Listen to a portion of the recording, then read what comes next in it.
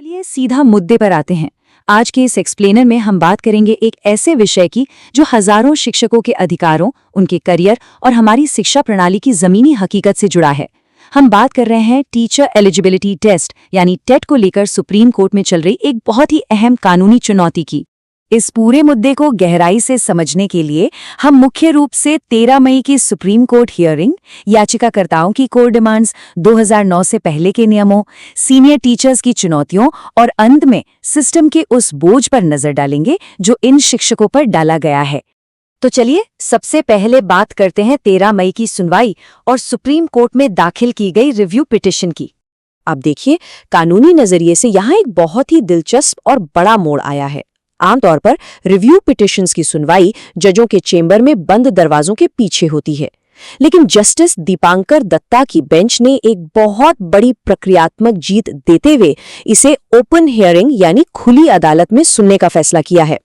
इसके लिए chief justice की पूर्व अनुमति वाली सामान्य शर्त को भी दरकिनार कर दिया गया। मतलब अब इस मामले पर कोर्ट के भीतर आमने सामने एक विस्तृत और खुली बहस होगी।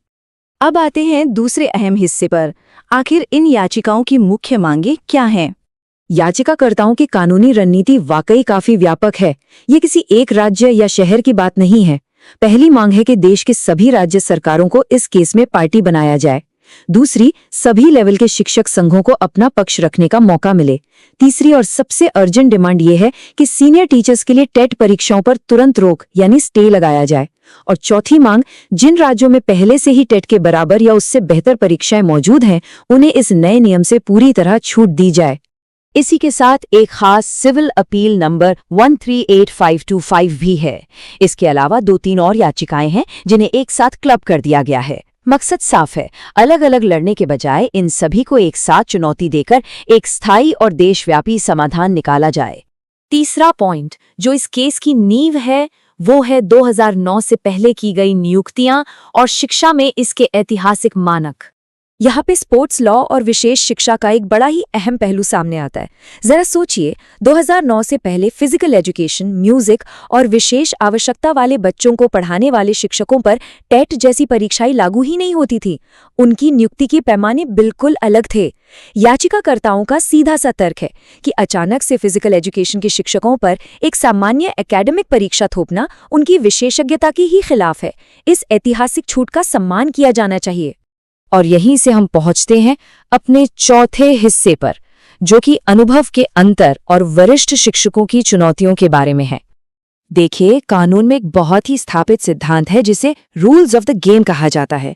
इसका सीधा सा मतलब है कि जब खेल शुरू हो चुका हो तो बीच में नियम नहीं बदले जा सकते। जब इन शिक्षकों की मूल रूप से नियुक्ति हुई थी तो उनके कॉन्ट्रैक्ट में कहीं नहीं लिखा था कि हर 10 साल में कोई टेस्ट होगा और फेल होने पर नौकरी से निकाल दिया जाएगा। याचिकाकर्ता ये तर्क दे रहे हैं कि इस तरह पूर्वव्यापी यानी रेट्रोएक्टिव तरीके से नियम लागू करना सीधे तौर पर संविधान के अनुच्छेद 21 के तहत दिए गए जीवन और आजीविका के अधिकार का उल्लंघन है। यहाँ तक कि यूपीएससी जैसी शीर्ष सेवाओं में भी ऐसा कोई नियम नहीं है। इस असमानता को एक बहुत ही सटीक उदाहरण से समझा जा सकता है। कल्पना कीजिए, एक तरफ 18 से 20 साल का एक युवा है जो अभी अभी पढ़ाई पूरी करके निकला है और नई परीक्षाओं को क्रैक करने में माहिर है, और दूसरी तरफ 45 से 55 साल का एक ऐसा अनुभवी शिक्षक है जिसने अपना पूरा जीवन पढ़ाने में लगा दिया, लेकिन अब उसे उसी युवा के साथ वही परीक्षा देने के लिए मजबूर किया जा रहा है। शारीरिक और मानसिक दक्षता के पैमाने पर एक उम्रदाज व्यक्ति को एक फ्रेशर के साथ उसी लाइन में खड़ा करना व्यावहारिक रूप से एक बहुत बड़ी विसंगति है। और ये सिर्फ कागजी कानूनी बहस नहीं है, इसके पीछे एक गहरा मानवीय दर्द है। जरा इस वाक्य को सुनिए।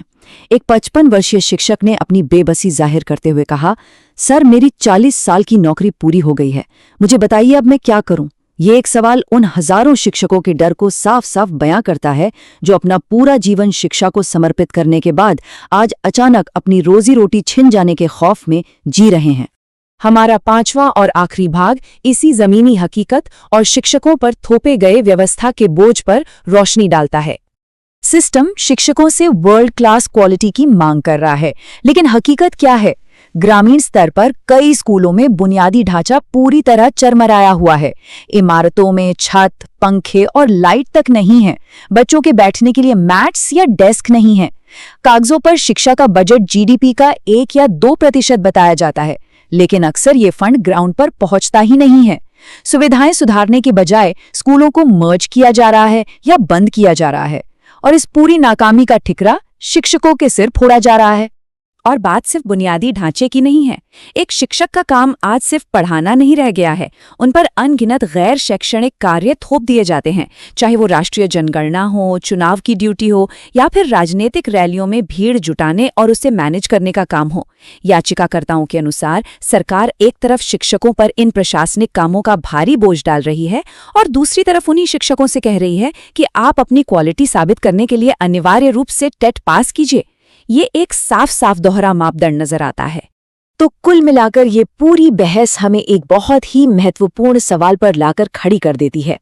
13 मई की इस अहम सुनवाई में सुप्रीम कोर्ट एक तरफ क्वालिटी एजुकेशन के जनादेश और दूसरी तरफ सीनियर शिक्षकों के ऐतिहासिक अधिकारों और उन पर मौजूद व्यवस्था के भारी बोझ के बीच आखिर कैसे संतुलन बनाएगा?